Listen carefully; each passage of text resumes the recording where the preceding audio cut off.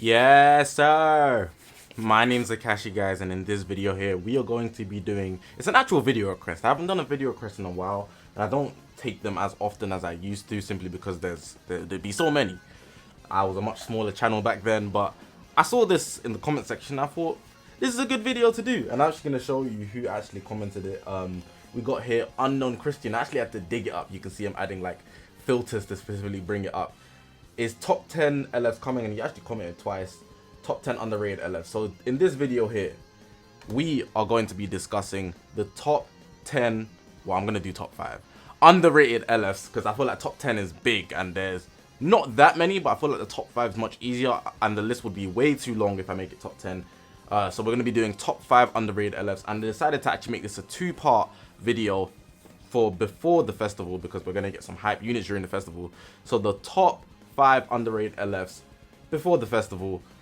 It's gonna be quite interesting, but of course after you watch the video, let me know you guys' top 5, or if you want, you can comment before you watch the video and then compare it to what I have, and we all have our own reasons, it's our own opinions, of course, but this is going to be my top 5 most underrated LFs, and I think it's gonna be pretty reasonable what I'm gonna put on the list. So hopefully you guys are going to enjoy this video. If you haven't already, make sure to press the subscribe button, man. We're on this grind to 40,000 subscribers, very close to 33,000 subscribers. So if you're new here, you know what to do. There's no teachers on my channel, so you do need to sub.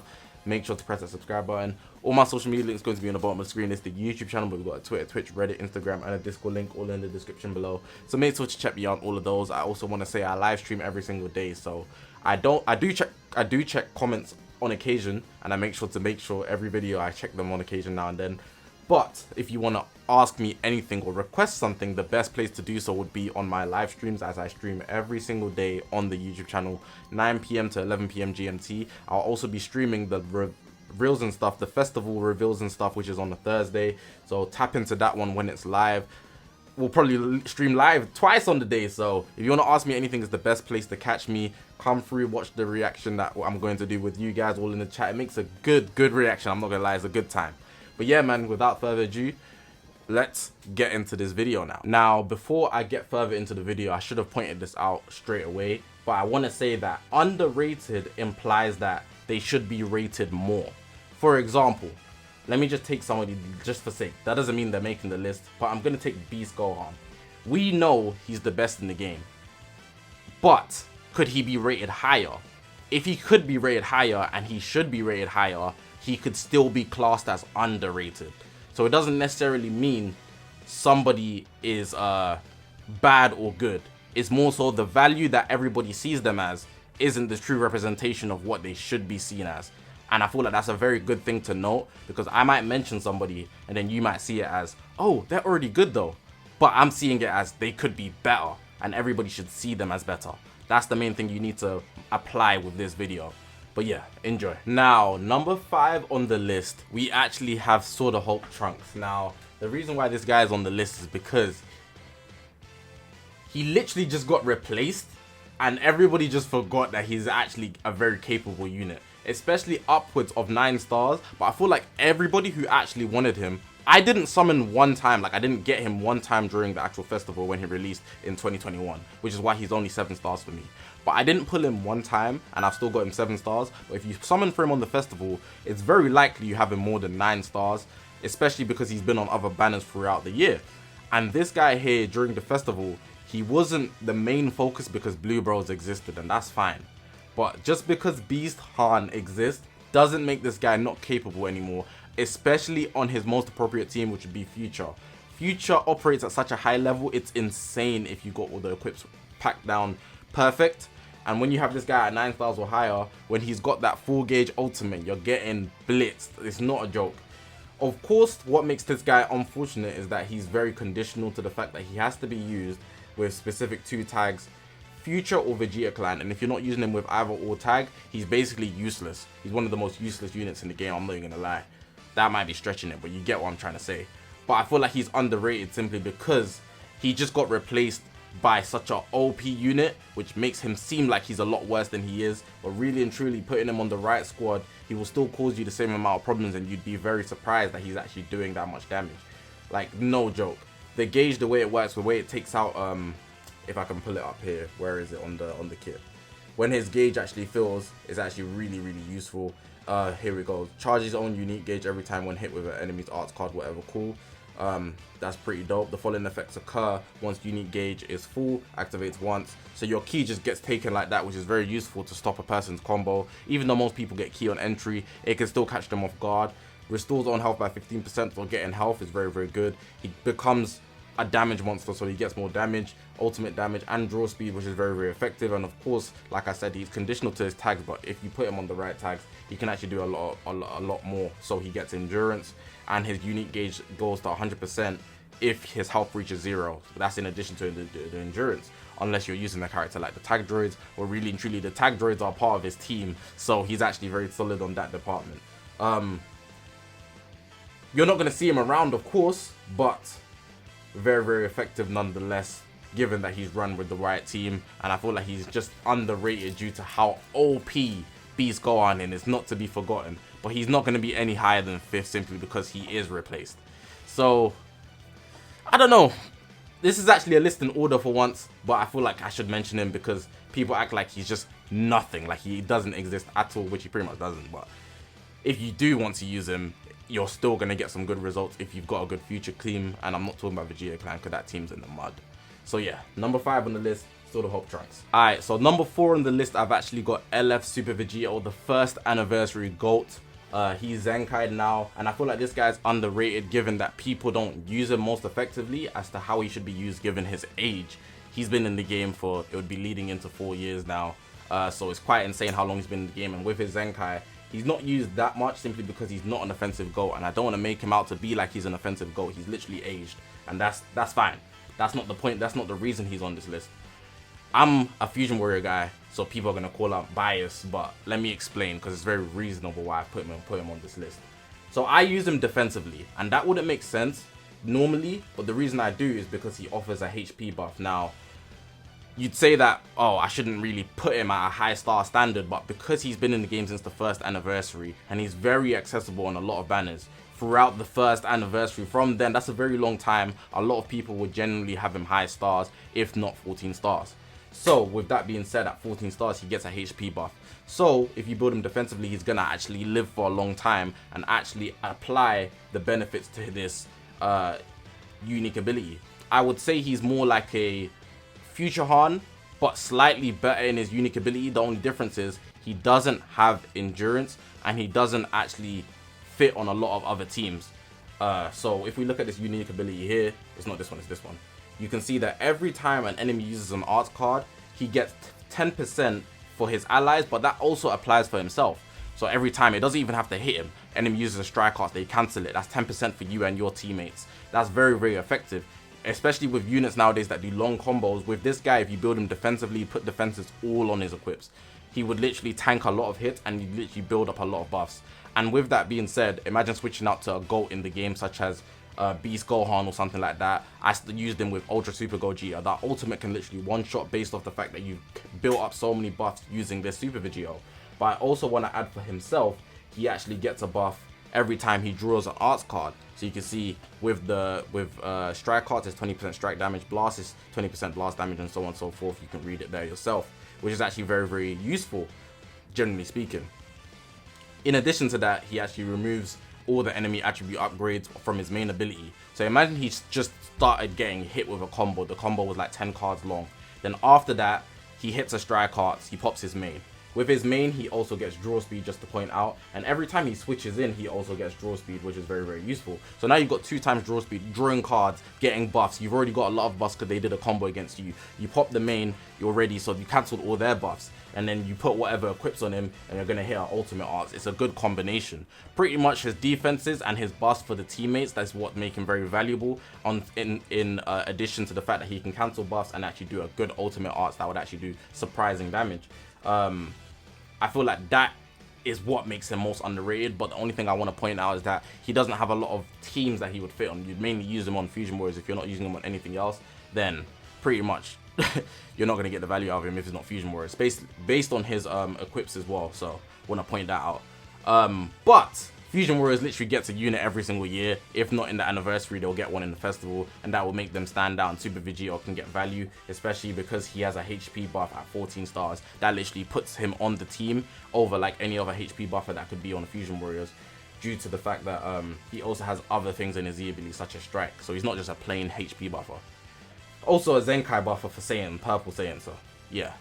That's my number 4 unit on the list. I feel like it makes a lot of sense, but he's very much slept on, in my opinion anyways, but it's not like he has a lot of variety anyways for different teams. Now, I didn't want to put this person on the list, but I thought about it and I felt like I could make a valid case to make this guy underrated. Now, we all know Jiren was not good on release, and he's just not good, period, actually.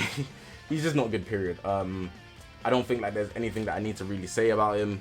He's just not generally good. However, I would say the one thing that he has that's actually good is the fact that he literally can't be rushed. You can't rush him unless you're using somebody that has an endurance character. And he has a plat, but people didn't really take note to it because it didn't make him feel that much different. However, with the addition of Beast Gohan, I felt like I could make a valid case for him because Beast Gohan is also an anti-rush unit. Now, if you want to run Beast Gohan on a USS team, I could see the value in Jiren just skyrocketing, and nobody's tried it. So if you have a high star Jiren, nobody should, because everybody pretty much like, what the hell? Why are you summoning for this guy? He's not even good. But most people already have a high star MUI, and that would make case for a very good team. I could see the blue, red, and purple 3 Beast Gohan anti-rush, Jiren anti-rush. You literally get 2 units that just become greater because you rushed. That is insane. And not to say MUI is annoying as hell with his auto dodge, that would cause a lot of problems. USS team literally merging with Beast Gohan, that's literally a scary sight. Very, very useful. I can see the value in it overall. Just to point out, MUI and his Z ability is also Universal Valve Saga, so it does work, in case anybody was wondering. Outside of that, I don't really see any value of it with him, generally speaking, but he can catch you off guard simply because he also has blast armor. You're using 2 blast armor units, and 2 is better than 1. Blast armor is very effective. He also sustains damage cut every time he uses it. Key on the blast card. Blue card can catch you off guard. He can feint you if you're unlucky, bro. Like, he can feint you if you're unlucky. Very, very annoying. You don't want to actually be feinted in any game. Obviously, the ultimates work with how ultimates work. You nullify endurance and whatnot. But outside of that, I don't want to point out anything else. I think it's mainly just the fact that because of his anti-rush, I could see his value skyrocketing, and nobody's giving him the chance. Ironically, I don't even have him, so I'm not going to give him the chance. But if you have Jiren, please use him. Use him, and I want to use him with Beast Gohan, but I don't have him. So maybe he's going to be on the festival banners and I can catch a copy. And then maybe with the anti-rush, he could actually skyrocket in value with Beast Gohan. 2 double anti-rush units. And then people would just be screaming. Build the team tanky, heavy tanky. You'd have a lot of issues on the opposite end. That's just my opinion. But of course,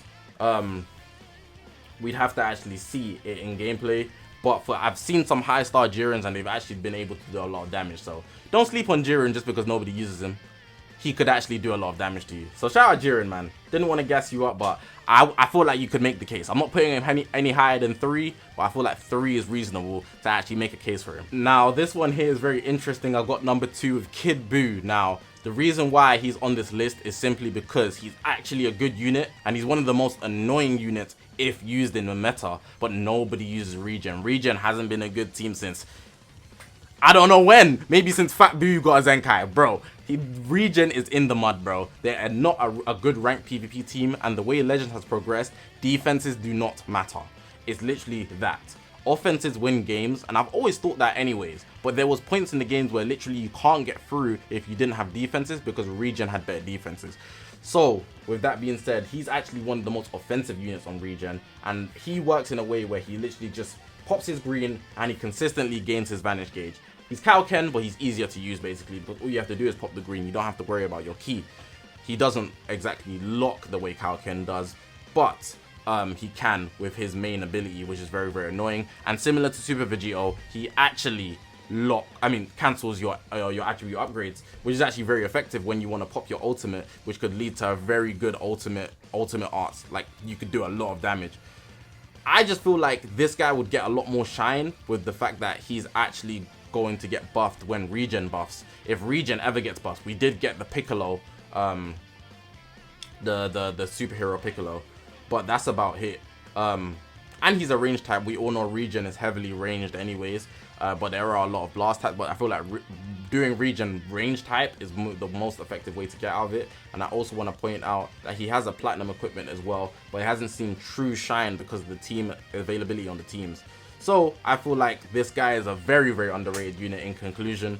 He's one of the more annoying units when used effectively. That green card, even though it can be predictable, you're taking a gamble every single time, and he's always got the upper hand because he will always be able to get his Vantage gauge up. And I'd even point out the draw speed, man.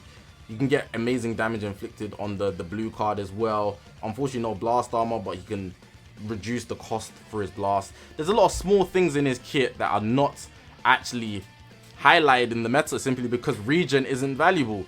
But maybe one day he would actually get the shine he deserves, and he's been in the game for quite a while, so a lot of people should have him a decent amount of stars. Maybe pulling him on accident because you don't want him necessarily. But for the guys that do run regen, GT's getting their buff, so the GT is no longer the 3 regen mains and the 3 GT mains in the back. It's now the 3 regen mains in the back because nobody's using that team, bro.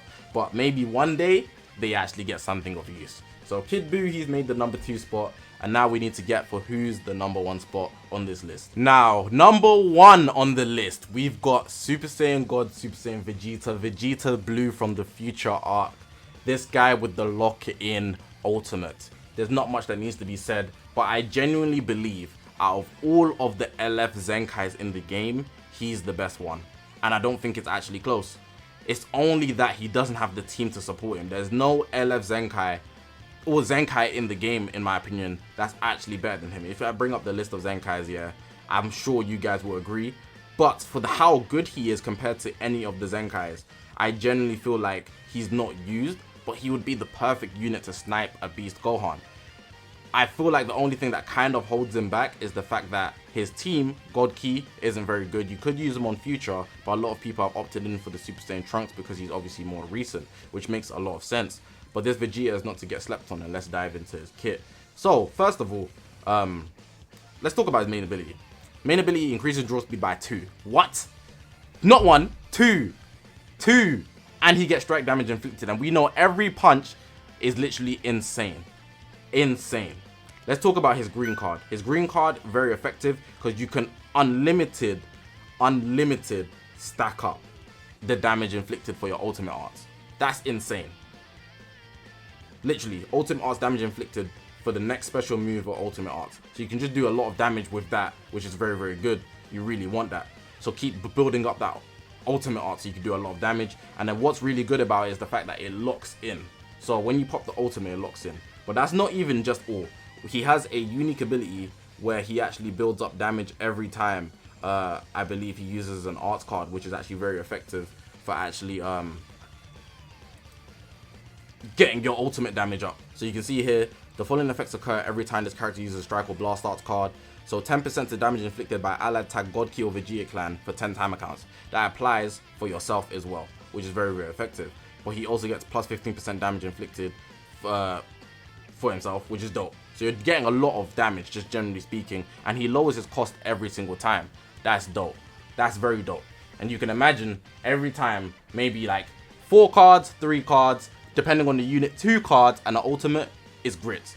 And if you get yourself in the wrong situation where you have to wait for a cover change, you're pretty much dead.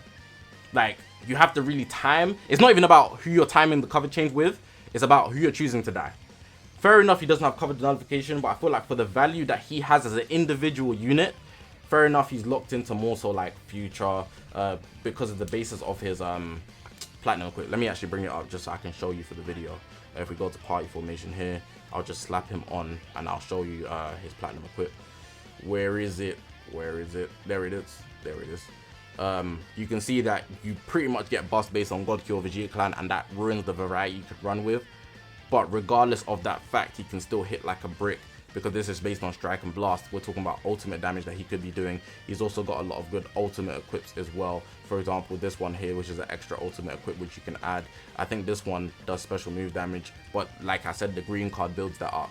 So yeah, generally speaking, I feel like he's probably the best LF Zenkai, or Zenkai period. If on the right team, he can actually just nuke anybody, and I feel like everybody knows that, but he's not being used at all because obviously right now the meta doesn't support it. But as an individual unit, I feel he's so underrated for how high his value is. But yeah, man, that's gonna bring the video to an end. It wasn't an easy list to make because I actually had to think about it a lot, but I feel like these units are probably the ones that I would point out more than anybody else. Just to conclude again, we got number 5 with SoH Trunks, we got number 4 with LF Super Vegeta, the Zenkai, number 3 with LF Jiren, number 2 with Kid Buu, and number 1 with Vegeta Blue, the Zenkai. He's a Zenkai.